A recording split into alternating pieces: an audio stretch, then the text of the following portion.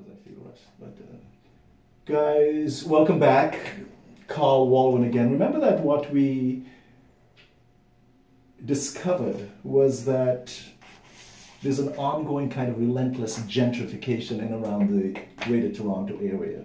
And part of what we're going to do is see how we can use that phenomenon, the relentless gentrification that's happening, to our advantage to live a triumphant life through profiting from real estate. So this goes more towards wealth management from a real estate point of view, as opposed to simply the white picket fence, the nice place in which you're going to live. What we're doing is making decisions that are dispassionately arithmetic, instead of, wow, gushing that this sure has a nice feeling about it. We're not doing that. In this case, I'm only looking for people who are looking for me.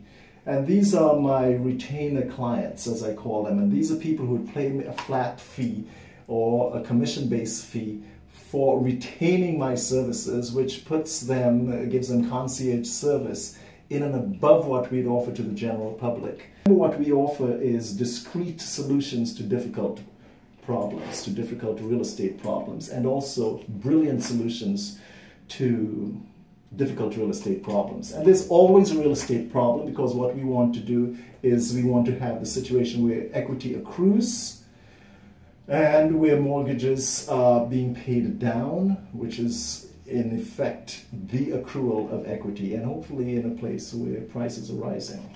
Most important though, in my mind, is cash flow. So if you need, if you're looking for a property because you made too much money and you need to show a loss, we can do that for you, but that's not challenging. Take the other 48,000, well actually 47,900, you know, etc. Come to me when you need to make money on it. Let us look at an example. Let's say we're in downtown Toronto, classic 2-bedroom, 2-bathroom place, so 2 full bathrooms, classic 2 bedrooms, 2-bathroom place, which is going to be renting for about $3,000 a month. So $3,000 a month. Let us go over the analysis in detail. But before we do that, I'll tell you right now that this stuff here, an average $800,000 place, which has rents for $3,000 a month, that does not give what, in my mind, is an attractive rate of return on the investment. In other words, if you sat down and did the analysis, it does not work, because the money that you put down, let's say the 30% that you would put down as a down payment, and with the mortgage, maintenance fees, and taxes, the return on investment, if you're getting $3,000 a month, is not attractive to me. That's for people who are looking for money to burn. They're looking for a place to put money from another country. They're not compelled by things like rate of return or the negative cash flow from a situation like this. But let me ask you this. Let me describe another similar but more compelling situation, and tell me if you find this attractive. What about this? What about if you could lease a condo for $4,800 a month, then sublet it for about $9,800 a month, and in the process net over $2,000 a month? Let me break that down again for you, because this is my value added proposition.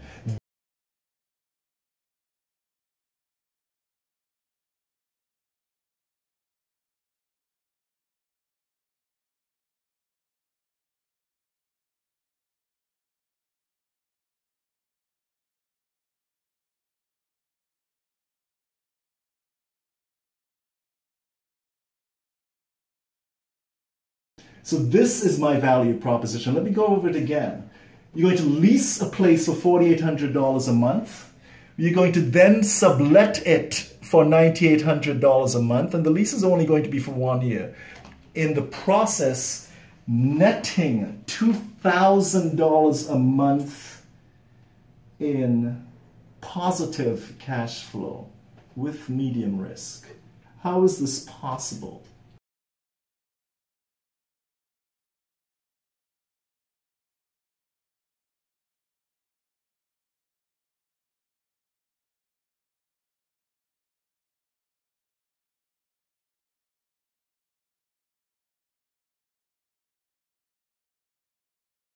Well, you go ask your realtor how this is possible, and he will tell you, or she would tell you, I can almost guarantee you, that it is not possible. And that's a difference. It is not possible, but I'll do it anyway. Building downtown, it's a TIF building, and you would remember that we are in the first week of September. So remember, so let's look at a building downtown, which is a TIF building. And this is right downtown at King and University. The TIF building is at 80 John Street. It's a luxury condominium. It offers all the things that you'd want in a luxury condominium, including this almost inexplicable or inexplicably compelling attraction.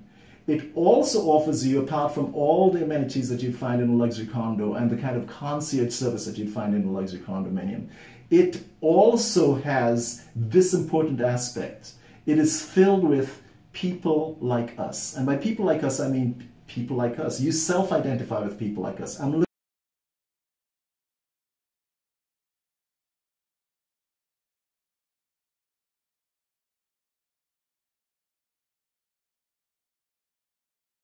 People like us may have nothing in common with each other, but they have a kind of understanding, and they are the kind of people with whom you'd like to be co-dwelling, or the kind of people that you'd like to meet in the elevator as you are going through your regular kind of condo living lifestyle downtown.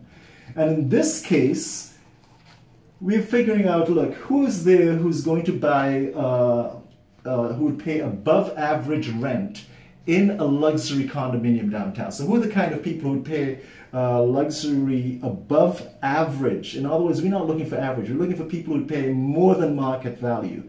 Let me repeat that. More than market value. Who are the kind of people, where would I find the kind of clientele, the kind of personnel who would pay more than asking, more than average, more than the regular price that is being asked for a condo downtown? And here are the kind of people who would. Film enthusiasts or industry personnel for the film industry, because this is known as a TIF building. It's adjoined. I'll take you on a virtual tour down there. It actually adjoins as part of the whole building that includes the TIF theater.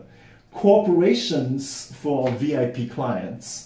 And also escorts. I added escorts as a kind of afterthought because one of the inquiries that I got when I had this condo up for trying to net $2,000 a month in net profit when I sublet it for $9,800. One of the clients that she wasn't a client, but was extremely attractive under 30-year-old who wanted to pay for everything in cash and who wanted to lease it on a month-to-month basis. Extremely attractive, great credit score, wanted to pay for everything in cash, and because now it was furnished, wanted to go on a month-to-month lease. I did not lease that unit to her because the offer that we got from a corporation who was looking for a place for their VIP client, the offer that we got was much more compelling.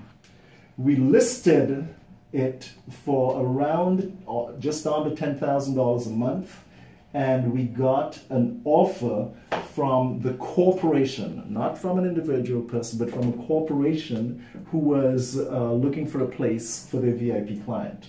Let's break it down again. $4,800 a month. Total commitment was first and last, is my arithmetic correct, $9,600. So you put down first and last month. And then the risk involved was trusting me to find a client as quickly as possible who would get you at least $4,800 a month. What I did, however, was got you a client that was paying you probably about $5,000 more a month now for a furnished luxury unit, which of course implies luxury furnishings, and netting after renting or leasing the kind of furnishings that would make this place appear compelling to someone who was looking for that kind of unit. After doing that, my client was netting $2,000 a month in his pocket. Now I'll tell you briefly how I did it. What I did was I offered it for lease, but now included maid services which were about, let's call it about $900 a month. So once a week or twice a week, somebody would come in, do all the laundry for my client, whoever the tenant was, do all of the laundry, including the bedding, including the sheets. And also, they would once a month clean the windows, the outside of the windows on the balcony, so that my client could have an undistorted and brilliant look at the skyline, which did not depend on the frequency with which the condominium corporation cleaned the windows. I also added pickup service for dry cleaning, and on their request, we also got the addition of what you call blackout blinds. In other words, somebody comes in from their first class travel, they sit down and they go into their unit. They were then able to sleep because there was no sunlight at all coming in. So these are the kind of blackout blinds that you get in a hotel. And that was it.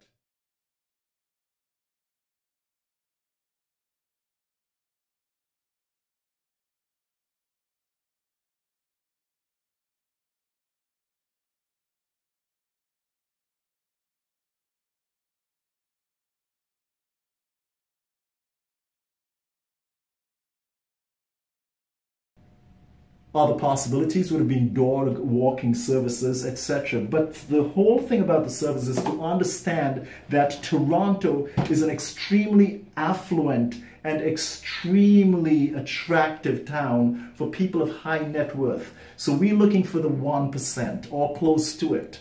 And in that scenario, it then means that we completely change the thrust of our advertising. Now my advertising is not so much to the general public, rather it is to real estate agents who specialize in finding condominiums and accommodations for corporations, for VIP clients. Contact me if these kind of numbers interest you. That is $2,000 a month net profit. Let me repeat, $2,000 a month net profit as you sleep, guys. Stay with me if you can. This kind of stuff is not what the other 48,000 licensees offer. This kind of stuff is aggressive, not wealth management. This is aggressive wealth accrual.